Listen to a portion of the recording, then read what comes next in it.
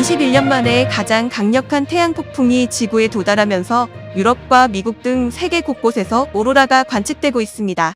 전파 교란 가능성이 제기되면서 미국은 가장 높은 수준의 위기 경보를 발령했고, 우리 정부도 위기 경보 두 번째 단계인 주의를 발령하고 상황을 예의주시하고 있습니다. 현지 시간으로 11일 새벽, 영국 주택가를 비롯해 스위스 등 유럽과 미국 등 일부 지역에서 오로라 현상이 관측됐습니다. 강력한 태양 폭풍이 지구에 도달하면서 오로라가 생성된 겁니다.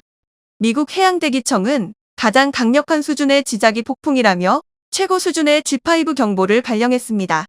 G5 등급의 지자기 폭풍이 지구를 강타한 것은 21년 만에 처음입니다. 예보관들은 태양에서 최소 7차례의 코로나 대량 방출을 관측했다고 밝혔습니다. 올해 태양의 활동이 활발해지는 극대기가 시작됐는데, 이 시기에는 태양의 흑점 폭발과 코로나 질량 방출이 많아집니다. 코로나 물질이 지구에 도달하면 지구 자기장에 영향을 미쳐 통신이나 전력망, 내비게이션 성능이 저하될 수 있으며 정전이나 인공위성 운영 장애가 발생할 수 있습니다. 실제로 G5 등급이 내려진 지난 2003년에는 스웨덴과 남아프리카 공화국에서 대규모 정전이 발생했습니다. 하지만 일반 소비자들이 쓰는 휴대전화 통신은 고주파 대역과는 다른 무선 주파수를 사용해 직접적인 영향을 받지는 않을 전망입니다. 11월 미국 대선에 공화당 후보 자리를 확보한 도널드 트럼프 전 대통령이 4일 플로리다 마러라고에서 연 후원 행사에서 자신의 잠재적 러닝메이트들에 대해 다양한 인물평을 내놓은 것으로 전해졌습니다. 러닝메이트 지목을 앞두고 트럼프 전 대통령의 저울질이 계속되는 가운데, 이날 마러라고 행사가 트럼프 전 대통령이 출연한 유명 TV 리얼리티 쇼인 어프렌티스 방식의 오디션과도 같았다는 평가도 나옵니다. 5일 미국 매체 악시오스는 마러라고 행사 현장의 오디오 녹음본을 입수해 보도하며, 트럼프 전 대통령의 저명한 측근들이 부통령 후보 오디션을 위해 4일 마러라고 리조트를 방문해 자신들에 대한 실시간 평가를 들었다고 전했습니다. 오디오 녹음본에 따르면 트럼프 전 대통령은 크리스티 놈 사우스다코타 주지사에 대해 "제가 사랑하는 사람이라며 그는 나와 함께 있었고 그는 나의 지지자이고 나는 그의 오랜 지지자라고 소개했습니다. 여성인 놈 주지사는 최근 회고록에서 강아지를 죽인 사실을 공개해 잔인하다는 비판을 받은 데 이어 자신이 김정은 북한 국무위원장을 만났다고 허위로 언급한 사실이 드러나 논란이 된 인물입니다. 트럼프 전 대통령은 유일한 공화당 흑인 상원의원인 팀 스콧에 대해서도 후보로서 잘해냈고 측근으로서는 놀라웠다며 극찬했습니다. 스콧 의원은 공화당 대선 경선 후보로 나섰다 사퇴한 후 열성적으로 트럼프 전 대통령을 지지해왔습니다. 역시 공화당 대선 경선에서 사퇴한 더그 버검 노스다코타 주지사에 대해서는 그가 나의 두 캠페인의 지지자였는지 몰랐다. 그는 매우 부유한 사람이라고 언급했습니다. 마르코 루비오 상원의원에 대해선 그의 이름이 부통령으로 많이 거론된다고 말했고, 엘리즈 스테파닉 하원의원에 대해서는 매우 똑똑한 사람이라고 치켜 세웠습니다. 제이디 벤스 상원의원에 대해서는 처음에는 나의 지지자가 아니었다. 그는 그 사람은 완전한 재앙이야 같은 말도 했다며, 어쨌든 나는 그에 대해서 조금 알게 됐고 비정치인으로서 그는 멋진 상원의원 중 한 명이 됐다고 언급했습니다.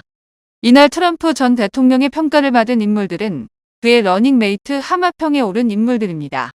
행사에 참석한 뒤 일부 인사들은 각종 방송에 출연해 트럼프 전 대통령에 대한 충성심을 부각하기도 했다. 스콧 의원은 NBC 방송에 출연해 누가 당선돼도 2024 대선 결과를 인정하겠느냐는 압박 질문에 미국은 트럼프 대통령을 선택할 것이라는 자신의 기존 입장을 되풀이했다. 버검 주지사는 CNN에서 트럼프 전 대통령이 성추문 입막음돈 의혹과 관련한 재판에서 유죄를 받는다면 이는 정의를 빙자한 졸렬한 모방이라고 주장했습니다. 공화당 안팎에서는 부통령의 기본적인 자질로 극우층을 중심으로 확실한 기반을 다지고 있는 트럼프 전 대통령의 지지 세력을 여성 및 유색 인종, 중도층으로까지 확장할 수 있는 보완성을 꼽힙니다. 트럼프 전 대통령이 당선될 경우 4년 임기를 마치면 물러나야 하는 만큼 2028년 대선에서 후보로 나설 만한 인물이 부통령에 뽑혀야 한다는 공감대도 형성된 상황입니다. 트럼프 전 대통령의 선거 캠프는 현재 부통령 후보군을 좁히는 작업을 진행하기 위해 물망에 오른 인물들에 대한 자료 조사 등을 진행하는 것으로 알려졌습니다. 러시아군이 11일 우크라이나 제2의 도시 하르키우가 있는 동북부 방면으로 이틀째 공세를 이어가며 치열한 교전을 벌였습니다. 러시아 국방부는 이날 브리핑에서 하르키우주에서 플레테니우카, 오헤르체베, 보리시우카, 필나, 스트릴레차 등 마을 5곳을 해방했다고 주장했습니다. 우크라이나 측에서는 러시아의 진격 여부를 공식 확인하지 않았습니다. 우크라이나의 올레흐 시네후보오 하르키우 주지사는 이날 텔레그램에서 지난 24시간 동안 30여 개 마을이 러시아군의 박격포 등 포격을 받았으며 접경지 거주민 1,775명을 대피시켰다고 전했습니다. 시네후보오 주지사는 보리시우카 등지 상황과 관련해 치열한 전투가 지속되고 있으나 상황을 통제하고 있다며 주도 하르키우시에 대한 지상 공격 위협은 아직 없다고 언급했습니다. 볼로디미르 젤렌스키 우크라이나 대통령은 러시아의 공세를 끊어내고 우크라이나군이 주도권을 되찾아야만 한다고 말했습니다. 러시아군은 전날 새벽부터 하르키우 북쪽 접경지에서 국경을 넘어 지상전을 개시했습니다.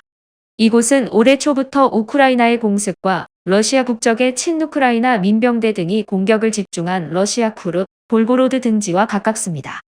이는 블라디미르 푸틴 러시아 대통령이 지난 3월 대통령 선거에서 5선을 확정한 뒤 러시아 국경지대에 대한 공격이 이어지고 있다고 지적하며 우크라이나 영토의 완충지대를 형성할 가능성을 배제하지 않는다고 언급한 지 2달 만입니다. 러시아는 하르키우의 이지움, 쿠피안스크 등을 점령했다가 2022년 9월 우크라이나의 반격에 이들 지역에서 퇴각한 바 있습니다. 러시아 국방부는 이날 우크라이나 돈바스 지역의 도네츠크주에 위치한 케라미크 마을도 점령했다고 밝혔습니다.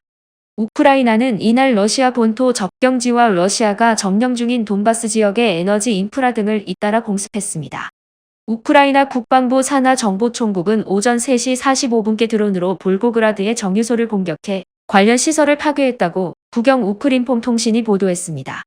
또 러시아가 점령 중인 루한스크 인민공화국의 당국자들은 오전 루한스크 로벤키 마을의 유류 창고와 인근 민가를 우크라이나가 폭격해 4명이 숨지고 11명이 다쳤다고 밝혔습니다.